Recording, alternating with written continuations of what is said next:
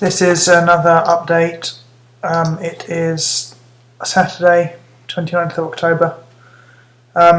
This is my first kind of update for a while, and I'm only able to do this because I got a lovely present today from Scott Lockman. Really appreciate that, Scott. It's given me a bit of energy, cheered me up a bit, although I'll probably still cry quite a lot. Since getting the good scan result, which was a couple of weeks ago, I've had more chemo, and the chemo side effects are really bad, basically, mentally and physically, which is why I haven't done any updates for a while. I've been on the point of, been in a very bad way. I'm in a lot of pain from the skin rash, as you can see, is kind of flaring up again. I'm so tired of just having blood everywhere all the time because of the sores. I've got sores in my mouth. I've got sores at the side of my mouth that makes it hard to open my mouth properly for like brushing my teeth. I'm wasting away is one thing. I don't think it's because of the cancer. I don't think the cancer's got to that stage yet, and in fact the scan results showed that the cancer is being kind of is shrinking. But I'm wasting away because I can't really eat at the moment.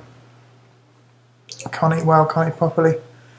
I've lost 15 kilograms since July, which is 33 pounds. That's about 2 stone, 5 pounds.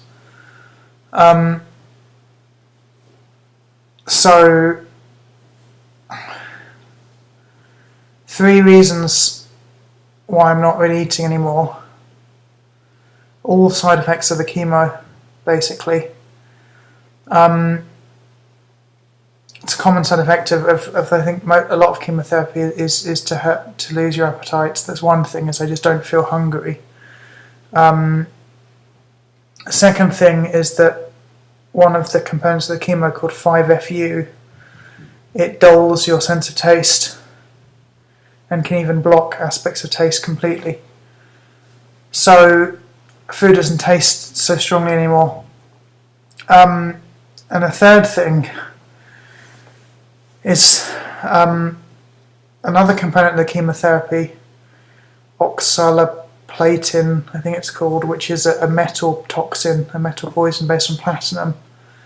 That attacks your nerves, and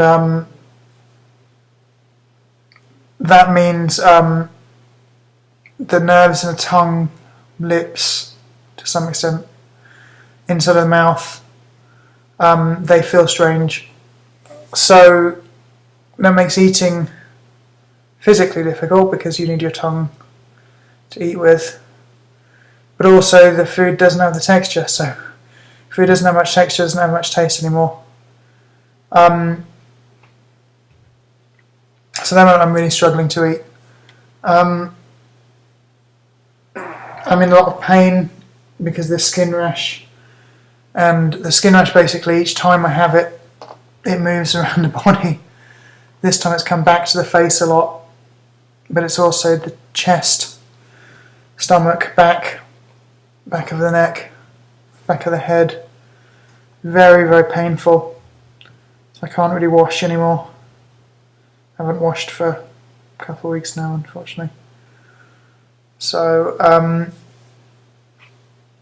and the main thing has been the fatigue, mental and physical fatigue, that basically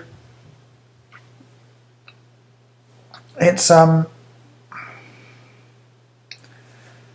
difficult to get up in the morning.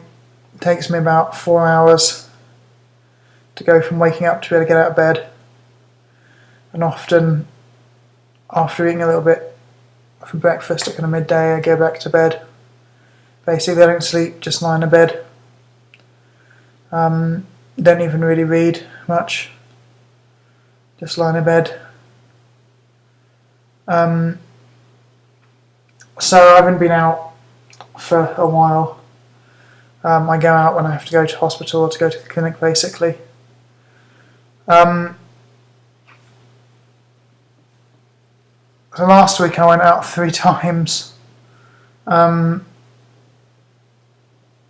Once to go to the clinic, once to visit the new hospital that I'm going to, which is much closer to my house, so that's going to help. So it's sort of 15 minutes instead of 1 hour, 15 minutes. So I'm going to start having my chemotherapy there, if I can continue the chemotherapy. And then the third trip was to see a specialist in my type of cancer.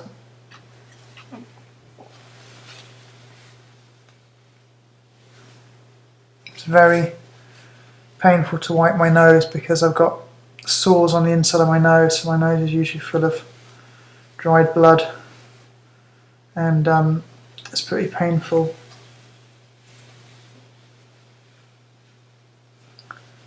Another side effect is tingling in my fingertips and in my mouth when it's cold, or when I have cold drinks and things.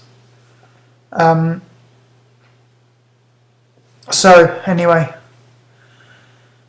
I met this expert, met a couple of them actually, but the main expert was a Japanese doctor, Dr. Yano, who is at one of the big specialist hospitals here.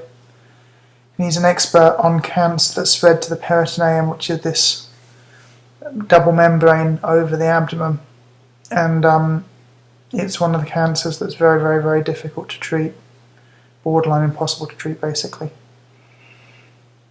So he didn't really tell me much new. It was very good to talk to him. He spoke absolutely perfect English because he spent a couple of years at a hospital in England specialising in this thing in Basingstoke, and he goes there every year anyway now, goes to like conferences and goes and does exchange work with them,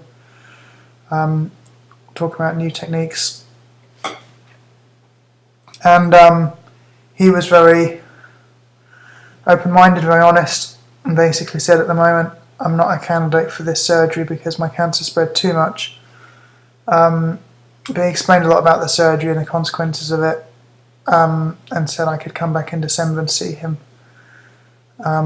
So basically after some more chemo to see if it's changed anything.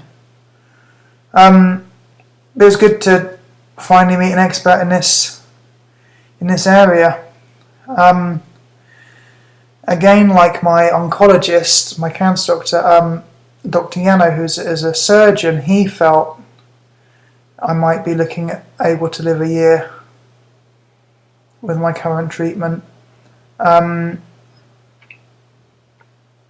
He was sort of saying hope for the best from immunotherapy. So it just reaffirms really that immunotherapy is my only real hope. It's not a big hope. It doesn't work for most people, and no one knows why, but it might work for me. So I'm really hoping that people can continue help funding my immunotherapy. If you can, please go to the website matthewdons.org. That's www.matthewdons.org. If you can put that link on Facebook. If you can please comment on the video. It's the only way I know anyone's watched it. Please do. It means so much to me just to see a comment or to get a message or whatever. I'm struggling and I feel the cancer's winning at the moment, so any support you can give me is really good. Thanks for listening, I'll try and do more updates soon.